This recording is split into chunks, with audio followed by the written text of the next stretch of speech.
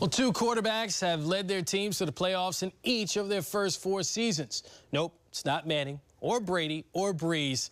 It's Joe Flacco and Andy Dalton. Yes, sir. Now, there are a few things that are universally understood as being ugly, right? Christmas sweaters, definitely one of them. Maryland's performance against West Virginia on Saturday afternoon, well, it might be a close second now. It's the football gods giveth, and they taketh away. The Redskins have the second fewest takeaways in all of the NFL. The Falcons have given away the ball the second fewest times so far this season. Interceptions, fumbles decided the outcome of a wild game in Atlanta. All right, let's not put Kirk Cousins in the doghouse. This game never goes to OT without Cousins leading the Redskins down the field with 24 seconds left for the game-time field goal. Despite the 2 picks, are we seeing Cousins take some steps forward? A football game. What was it Herm Edwards said?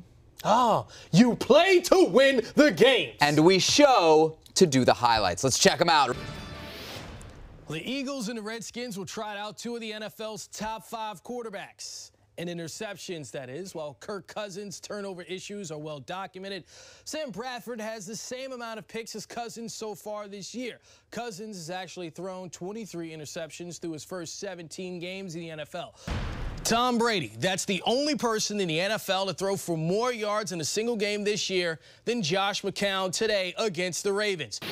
The Redskins led the undefeated Falcons for the majority of today's game, but a touchdown with less than a minute to go by the Falcons and a pick-6 in overtime thrown by Kirk Cousins dropped the Skins to 2-3. Let's go now to M&T Bank Stadium. Brent Harris standing by. The Ravens fall to 1-4 for the first time in franchise history.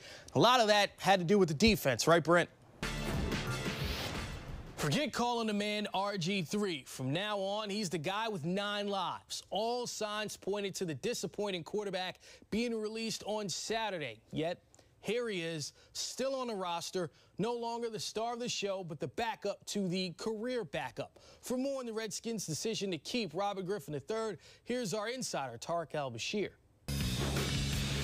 Plenty of words come to mind when talking about Ravens pass rusher Terrell Suggs.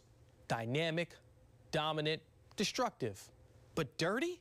Some guys up north are saying just that after Saturday's game between the Ravens and the Eagles. Suggs played. Well, Steve Smith Sr. is 3rd in the NFL in receiving yards. The Ravens will have to get used to playing without him, though. On Saturday morning, our Chick Hernandez reported that the Ravens wide receiver broke 4 bones in his back. Patriots, Cowboys, Greg Hardy. Back from his suspension, doesn't take long for him to have an impact. First quarter, Hardy, Rolando McClain combined to take down Tom Brady, one of 5 sacks by the Cowboys. Brady gets it back, though. Members of the Cowboys secondary may want to invest in some crutches. Check this out. Dion Lewis on a touchdown. Then Julian Edelman jukes the entire Cowboys secondary. What about investing in some tackling lessons? Well, you know what Tom Brady invested in? Uggs and apparently hugs for Julian Edelman. Love all the way around. Patriots hand the Cowboys their 3rd straight loss, 30-6. John Harbaugh dialing up some interesting plays to get the offense going. First quarter, Ravens on the doorstep. Joe Flacco bootleg fakes everybody out. You won't see an easier score. Home team up 7. Third quarter, Ravens again on the goal line. Flacco going to a place no Flacco has gone before. This is the first time he scored 2 rushing touchdowns in the game. Still in the 3rd, Browns trying to answer. Josh McCown playing like a quarterback possessed by Aaron Rodgers or Russell Wilson. Scrambling for the touchdown. Cleveland within 5. Fourth quarter, McCown to Gary Barnidge from the archives of "You Gotta Be Kidding Me" plays. Let's take a closer look. Barnidge puts a new spin on using your legs to make things happen. Sebastian, I bet the soccer game is tight. What you think? Is that what it's called? Well, you get 7 points for this. Yeah, touchdown good. Cleveland That's up 1. a lot of goals in soccer. Ravens give it to their workhorse. 121 yards in this score for Justin Forsett. Baltimore up 5. Back and forth we go. McCown, 457 yards, 3 total touchdowns, 2nd most passing yards in the game this season by anybody in the NFL. Isaiah Crowell doing the dirty work. 2-point conversion is also good. Browns ahead by 3. So there we go. It goes down to the kicker. Justin Tucker, always on the good foot. Game tied at 30 at the end of regulation. So we go to overtime. Browns with a chance to win. Travis Coons just makes this look so easy, like a layup. 33-30 victory. Cleveland wins for the first time in Charm City since 2007. So the Nats once again find themselves pulling for the Marlins as they host the Mets in Miami. Top of the first, Travis d'Arnaud sees the pitch he does like, a 3-run shot, and it's 3-0 Mets.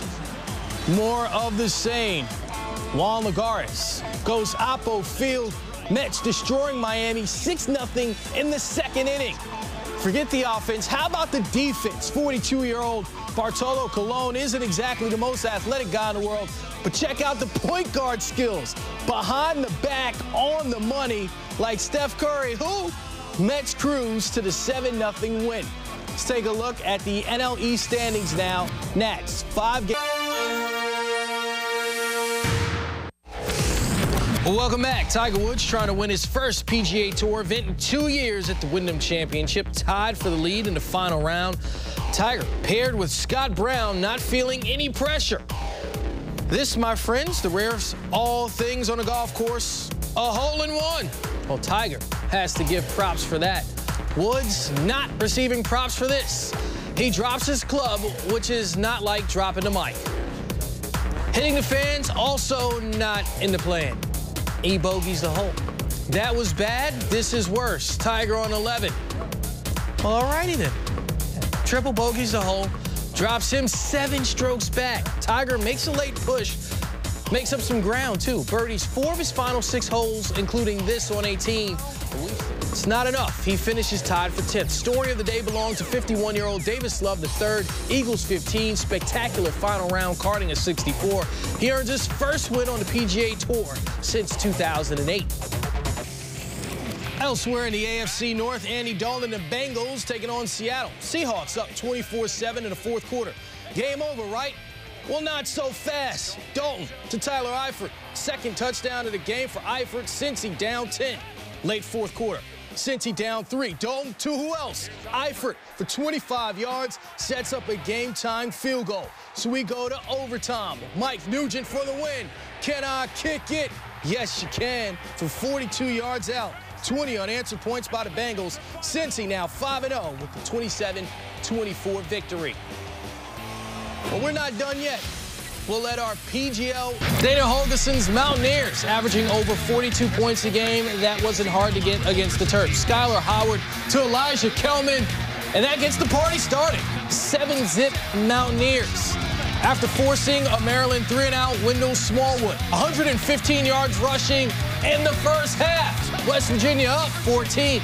Second quarter. Howard, perfect pass down the sideline to Shelton Gibson. Terp defenders can't stop him, and neither can this cheerleader. Ooh, should be okay, though. Terps, not so much. Mountaineers up by 28. West Virginia exploding, Maryland imploding. Terps QB Caleb Rowe apparently thought he transferred to West Virginia before the start of the second quarter. Next possession, hey, Rowe remains consistent. Throwing the Mountaineers. 10 completions, 4 picks on the day for Rowe. How about a silver lining for Maryland? Oh, here he is, Brandon Ross, 130 yards rushing.